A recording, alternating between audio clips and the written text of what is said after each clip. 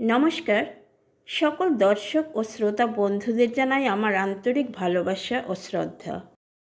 একদিন কৃষ্ণ ও বলরাম অপর সঙ্গী সাথীদের সঙ্গে উঠানে খেলা করছিলেন। এমন সময় শুনতে পেলেন এক ফলবালি রাস্তা দিয়ে হেঁকে যাচ্ছে। কালো জাম নেবে গো, ভালো কালো জাম। সঙ্গে সঙ্গে কৃষ্ণের কালো জাম খাওয়ার স্বাদ হলো, কিন্তু তার কাছে তো পয়সা নেই। কৃষ্ণ দেখলেন কাছেই এক জায়গায় শস্যদানা স্তূপাকারে সাজানো রয়েছে। তিনি সেখান থেকে তার ছোট্ট হাতে এক মুঠো শস্য তুলে নিয়ে দৌড়ে রাস্তা গিয়ে হাজির হলেন। দৌড়ে যেতে যেতে আঙ্গুলের ফাঁক দিয়ে অনেকটা শস্যই মাটিতে পড়ে গেল। তিনি ফলবালির কাছে এসে তার ছোট্ট হাতখানি দিয়ে তার দিকে বাড়িয়ে দিয়ে বললেন, ওগো ফলবালি, তুমি এই শস্যগুলো নিয়ে তার বদলে আমাকে কোটা কালো জাম দাও। শিশুর নয়নভিরাম রূপ দেখে ফলবালির চোখ জুড়িয়ে গেল। মুগ্ধ হয়ে সে বললে, বাছা আমার, তুমি শস্য দিয়ে আমার কাছ থেকে ফল কিনতে এসেছ, কিন্তু তোমার হাতে শস্য কই? সবই তো রাস্তায় পড়ে গেছে। তা হোক, আমার ঝুড়ি থেকে তোমার যত ইচ্ছে ফল তুমি নাও। এই কথা বলে ফলবালি নিজেই কৃষ্ণের ছোট্ট দুখানে হাত ভর্তি করে ফল তুলে দিল। ফল নেবার আগে কৃষ্ণ তার হাতের অবশিষ্ট শস্যের দানা কয়টি ফলবালির ঝুড়িতে ফেলে দিলেন। ফল বিক্রি করে বাড়ি ফিরে গিয়ে ফলবালি তার ঝুড়ির দিকে তাকিয়ে নিজের চোখকে যেন বিশ্বাসই করতে পারল না।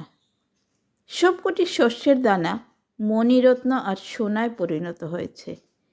এই অলৌকিক ঘটনার দ্বারা কৃষ্ণ দেখালেন যে প্রীতি ও ভালোবাসার সঙ্গে কৃষ্ণকে কিছু অর্পণ করলে তা হাজার গুণ প্রতিদান রূপে ভক্তের কাছে ফিরে আসে। একদা নন্দ যাদবদের সকলকে নিয়ে একটি সভা করলেন। সভার আলোচ্য বিষয় কৃষ্ণের নিরাপত্তা।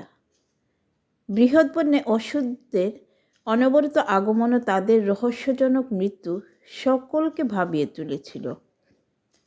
দীর্ঘ আলোচনার পর উপানন্দ নামে সভার উপস্থিত প্রবীণতম যাদব পরামর্শ দিলেন, বন্ধুগণ, আমাদের এখানে নানা প্রকার উৎপাত শুরু হয়েছে।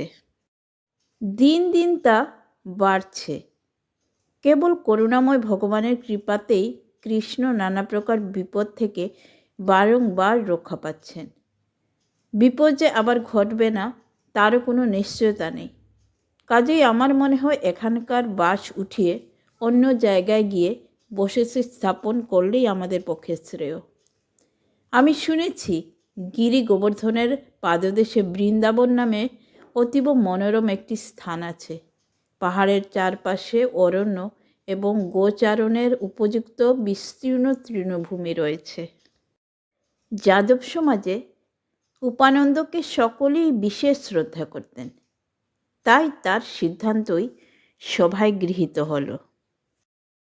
পরদিন যাদবগণ তাদের মালপত্র গুছিয়ে সকলে বোঝাই করলেন। বৃদ্ধ বৃদ্ধারা সকলেই গাড়িতে উঠে বসলেন। যুবকেরা গাড়ির পাহারাদার হয়ে গাড়ির পাশে পাশে হেঁটে চলল। শিশু এবং নারীরা সকলে বসে যাচ্ছেন। একটি গাড়িতে বসেছিলেন রোহিণী, যশোদা, বলরাম ও কৃষ্ণ। পুরুষেরা ঢাক ঢোল শিঙ্গা বাজাতে বাজাতে চলছেন। সকলেই নতুন পোশাক পরেছেন।